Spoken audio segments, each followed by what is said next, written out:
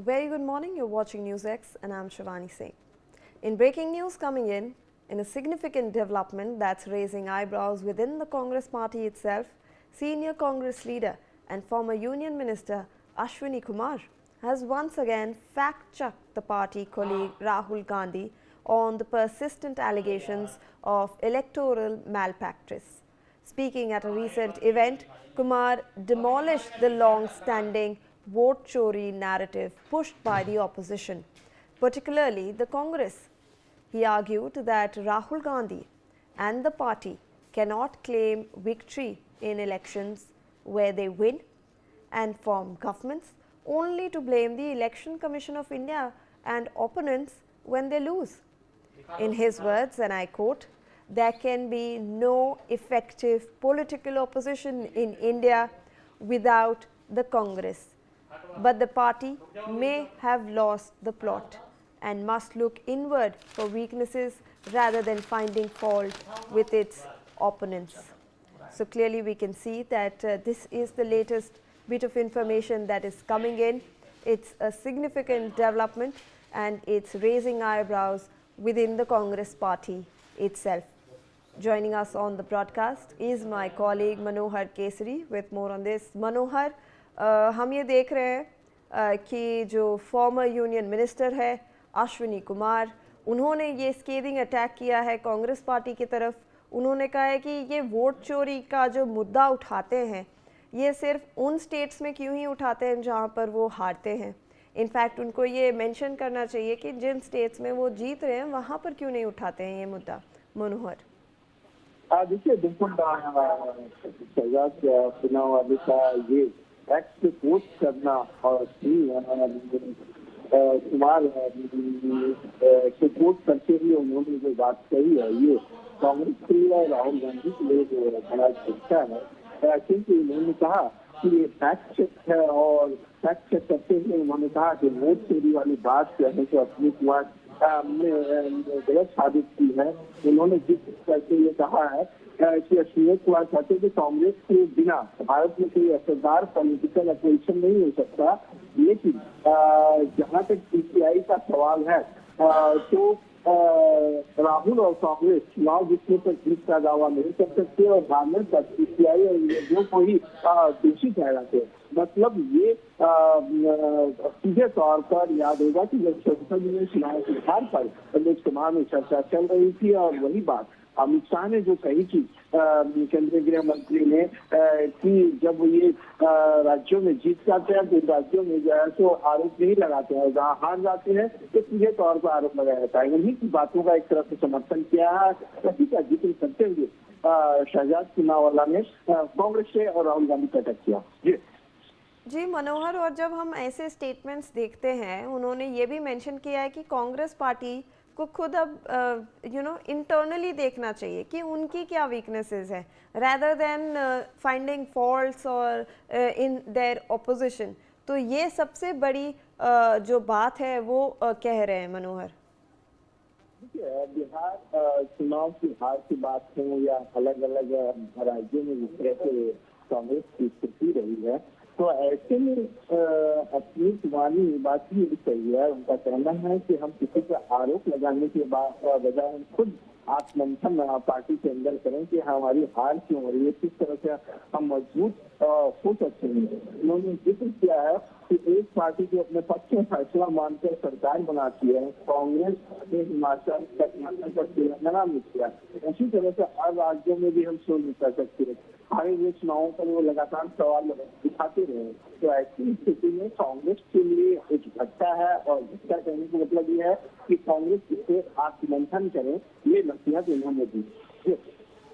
और मनोहर, ये केवल अश्विनी कुमार जी नहीं कह रहे हैं, ये खुद कांग्रेस पार्टी के जो मेंबर्स हैं, फॉर्मर एमएलए, उनका कल एक ओपन लेटर भी आया था जिसमें उन्होंने श्रीमती सोनिया गांधी को कहा था कि बहुत सारी चीज़ें हो रही है, जो वर्कर्स हैं वो डिस्करेज फील कर रहे हैं, वो खुद 3 साल से राहुल गांधी से नहीं मिल पाए हैं जबकि काम वो बहुत ज़्यादा कर रहे हैं ग्रास रूट्स लेवल पे, और जो लीडरशिप है वो कुछ कर नहीं पा रही है खास।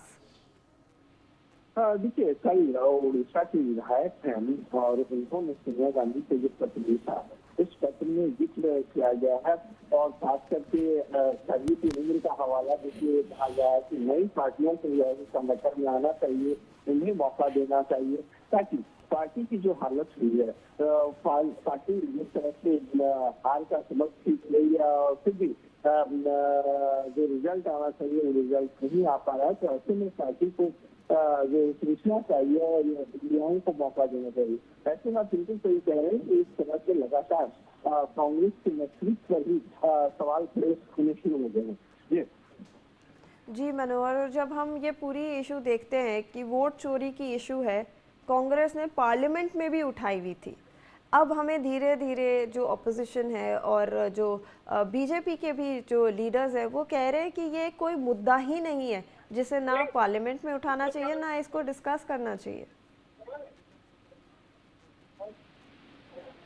देखिए, जिस तरह से लगातार अपोजिशन की और संसद में अमित शाह के जवाब के बाद अब कांग्रेस के पास या अपोजिशन के पास मुद्दा नहीं बचा। हालांकि अगर आप देखेंगे तो कांग्रेस की ओर से कल दिल्ली के रामलीला मैदान में एक महा रैली का आयोजन किया जा रहा है और उसका मकसद ये है, उसकी टैगलाइन है वोट छोड़ो, वोट चोर गद्दी छोड़। तो आप समझ सकते हैं कि वोट चोरी को लेकर के लगातार राहुल गांधी आक्रामक हैं और कल रामलीला मैदान में इसे लेकर के महारैली करने वाले देश भर से कांग्रेस के कार्यकर्ता मौजूद रहेंगे। लेकिन सबसे बड़ा सवाल ये है, और जहाँ तक बीजेपी का सवाल है या एनडीए का सवाल है, तो इन लोगों का यही मनोहर हमारे साथ बने रहे। In fact joining us on the phone line is Pradeep Bhandari, BJP National Spokesperson. Thank you so much, sir, for joining us on the broadcast. Mr. Bhandari, when you look at this entire episode of vote chori, this agenda that the Congress party and the India Alliance have picked up, we are seeing a former union minister, Ashwini Kumar, as well come to the fore. He's stating that Congress should introspect. Vote chori cannot just happen in states where Congress is losing. Mr. Bhandari? Well, this tells you clearly that every second day you have one or the other Congress leader who is coming out openly and speaking against Rahul Gandhi and Sonia Gandhi's leadership. Yesterday it was the ex-Congress MLA who had exposed that he could not get time to meet Rahul Gandhi and the Congress party is losing its base because of Rahul Gandhi's leadership. And today you have a former union minister who comes out and says that the Congress party is losing not because of vote chori or SIR or EVM, the campaigns which Congress party under Rahul Gandhi took forward, but because of its own internal crisis and anti-India politics. This also proves that the politics of Rahul Gandhi is rejected by the Congress leaders themselves, and Prime Minister Narendra Modi's prediction, where he predicted that after the Bihar loss, you will have Congress leaders speaking against the leadership of Gandhi Vadra family, is coming out to be true. And sir, we yesterday as well saw this open letter from the former Cuttack MLA. He is also stating that Congress workers feel alienated. He sees that the leadership is very weak. There is no consensus among the leadership, and he also mentioned that it's been 3 years since he's actually spoken to Rahul Gandhi himself. Well, this tells you that Rahul Gandhi is accessible for the urban Naxal gang, which is a coterie of his, but he is not accessible for the Congress workers themselves.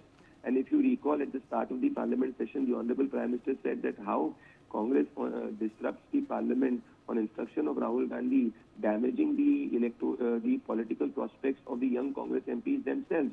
So this further proves the point that today everybody wants to leave the Congress party because they have understood that under Rahul Gandhi, A, they do not have a political future, and B, that it has become a tukre-tukre Congress. Absolutely. And sir, do you also believe that the party itself is fragmenting from within? Absolutely, yes. The party is fragmenting from within, and you see time and again, whether it is Shashi Tharoor, Ashwini Kumar, or the ex-Congress MLA Mohiuddin yesterday, all are speaking against the leadership of Rahul Gandhi, Priyanka Vadra, and Sonia Gandhi. I believe that there is an open revolt against dynastic Gandhi Vadra family in the Congress party itself. Sir, in fact, if I can get you on this Ashwini Kumar's speech as well, he has mentioned that there cannot be a good democracy if there is no strong opposition.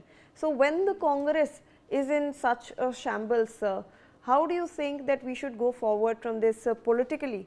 Because there is no strong opposition, in sight.